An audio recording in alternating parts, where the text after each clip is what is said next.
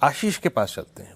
इसी डिसअपॉइंटमेंट को, इसी अगर आप देखें तो स्टेट ऑफ कन्फ्यूजन को अपने पोल के जरिए उन्होंने आज थोड़ा सा अगर आप देखें तो आज क्लियर करने की कोशिश करी थी, है ना आशीष? एक मल्टी डायमेंशनल पोल है, करेंसी, कमोडिटी, इक्विटी, सब कुछ इसमें अगर आप देखें इसका समावेश था। क्या क्या पूछा आपने, किससे पूछा और अल्टीमेटली निकल के क्या आया, और सबसे ऊपर सबसे क्लियर थॉट्स किस चीजों को लेकर थे? हाँ, तो हाँ, जो आपने मेंशन करा मल्टी डायमेंशनल, बिल्कुल, क्योंकि कच्चा तेल था, करेंसी थी, इक्विटीज थी और गोल्ड था, और पूछा हर एसेट क्लास के स्पेसिफिक एक्सपर्ट से। तो ये पोल आपके सामने प्रेजेंट कर रहा हूं। सबसे पहले कच्चा तेल, क्योंकि आजकल रोज सुबह हम लोग सबसे ज्यादा उसी की चर्चा करते हैं। मिडल ईस्ट एस्केलेशन के बीच कच्चा तेल रह रह के उछाल दिखा रहा है। हमने तमाम कमोडिटी एक्सपर्ट से जानने की कोशिश करी, एक कमोडिटी कहां जाती हुई आपको नजर आ रही है। दो विकल्प रखे थे कि $110 की तरफ बढ़ती हुई नजर आएगी, यानी कि जियोपॉलिटिकल रिस्क प्रीमियम बढ़ता हुआ नजर आ रहा होगा, या फिर $85 की तरफ कूल ऑफ हो रही होगी, यानी कि सीज फायर के होप्स ज्यादा इंपैक्ट कर रहे होंगे। स्ट्रीट डिवाइडेड है।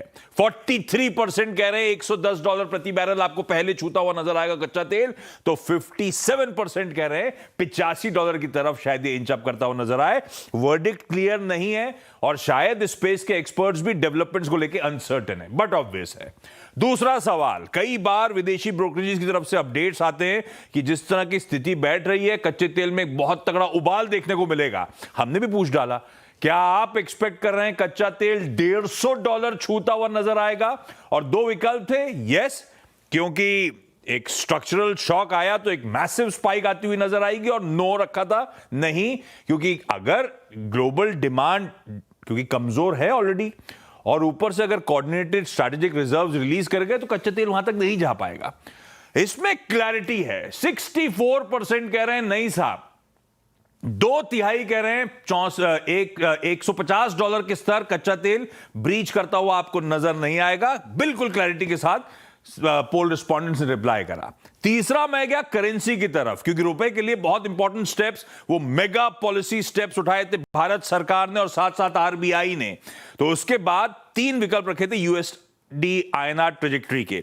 मैंने उनसे पूछने की कोशिश करी, क्या आप एक्सपेक्ट कर रहे हो कंसोलिडेट करेगा नियर टर्म में 94.80 से 95.80 के ब्रैकेट्स में, या फिर रुपया मजबूत हो रहा होगा, इस ब्रैकेट से और मजबूती के साथ ट्रेड कर रहा होगा, या फिर वीकनेस डीप इन होती हुई नजर आएगी? 60% पोल रिस्पोंडेंट्स कह रहे हैं तमाम स्टेप्स के बावजूद रुपया लार्जली कंसोलिडेट होता हुआ नजर आएगा, यानी कि सरकार और आरबीआई द्वारा उठाए गए कदम से एट मैक्स वॉलेटिलिटी थमती हुई नजर आ रही होगी और कुछ हद तक प्रेशर रिलीज हो रहा होगा। आप एक्सपेक्ट कर रहे हैं रुपया मजबूत हो जाएगा, तो वो अनलाइकली है। फिर आया मैं इक्विटीज की तरफ। सबसे पहला सवाल था मार्केट आउटलुक पे। आपका इंडियन इक्विटीज पे स्टैंस क्या है अगले 6 महीने के टाइम होराइजन? 6 महीने से मेरा मतलब था कैलेंडर ईयर एंड तक। बुलिश हो, न्यूट्रल हो, बियरिश हो, 2/3 तकरीबन 2/3 पोल पार्टिसिपेंट्स कह रहे हैं हम इस समय भारतीय बाजारों पे बुलिश हैं। वहीं 26% न्यूट्रल आपको नजर आएंगे, यानी कि ओवरवेलमिंग 89% पोल पार्टिसिपेंट्स कह रहे हैं हम न्यूट्रल से बुलिश हैं। केवल 11% इस समय बियरिश नजर आ रहे हैं। अगला सवाल था, ऐसे कौन सी टॉप 3 थीम्स हैं, टॉप 3 सेक्टर्स हैं जो आपको लगता है यहां से आउट परफॉर्म करते हुए नजर आएंगे? सबसे ज्यादा पोल पार्टिसिपेंट्स ने बैंक्स का नाम लिया।